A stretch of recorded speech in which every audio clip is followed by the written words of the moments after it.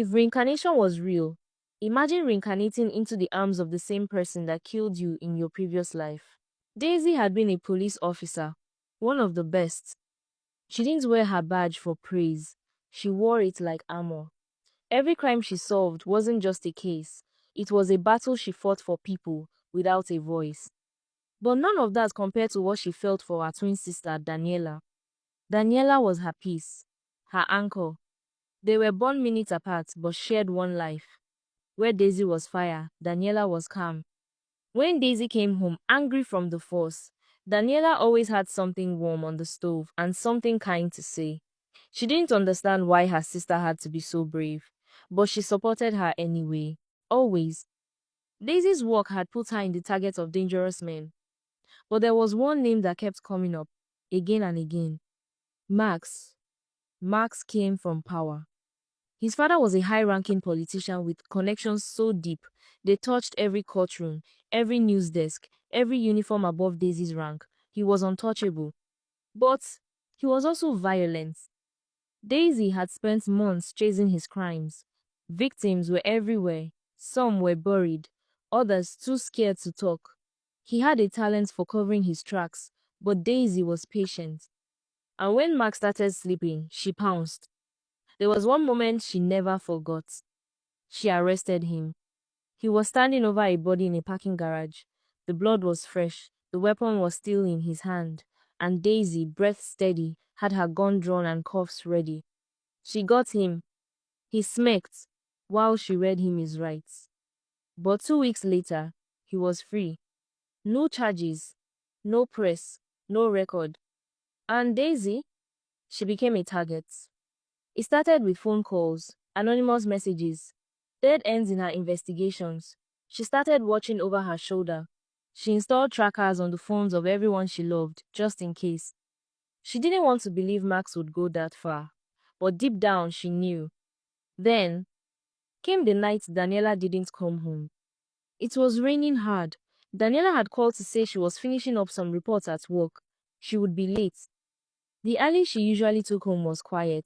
She had walked it before without fear, but this time Max was waiting. He followed her from a distance, moved quietly. Then, with no warning, he struck. A heavy, jagged object cracked across her skull. Her knees buckled, and she collapsed. Max picked up her unconscious body, loaded her into his car, and drove through the storm to a forgotten warehouse on the edge of the city. At the same time, Daisy was finishing reports at her desk when her phone rang. It was her sister. She smiled and picked it up, but the voice she heard wasn't right. It was broken, breathless, and weak. "Please, help me."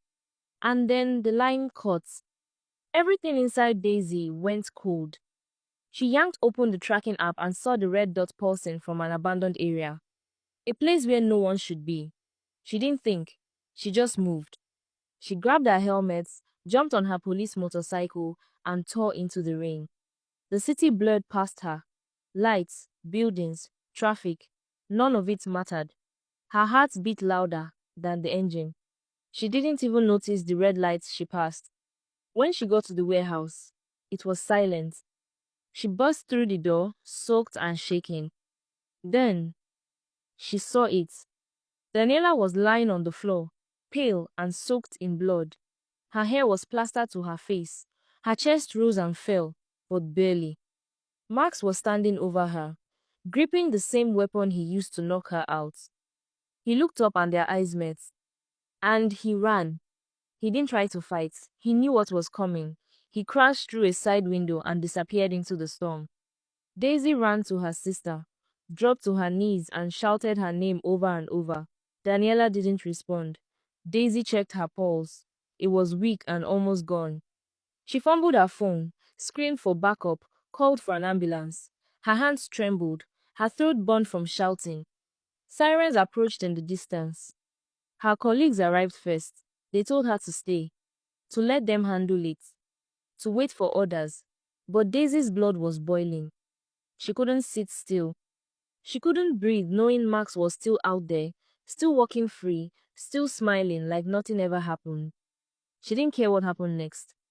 Max wasn't going to see the light of the next morning. She jumped on her bike, revved it hard, and vanished into the rain. The roads were sleek, and her mind was chaos. Rage gripped her so tightly that she couldn't think straight. She ignored the traffic lights and didn't see the van coming.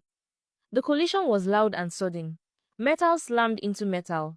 Her body flew through the air, skidded across the asphalt, and then nothing. Just darkness. That's how Daisy died. Not with a badge on her chest, but with pain in her heart, fury in her blood, and her sister's name still echoing in her mind. But death wasn't the end, because Daisy came back into the world, screaming.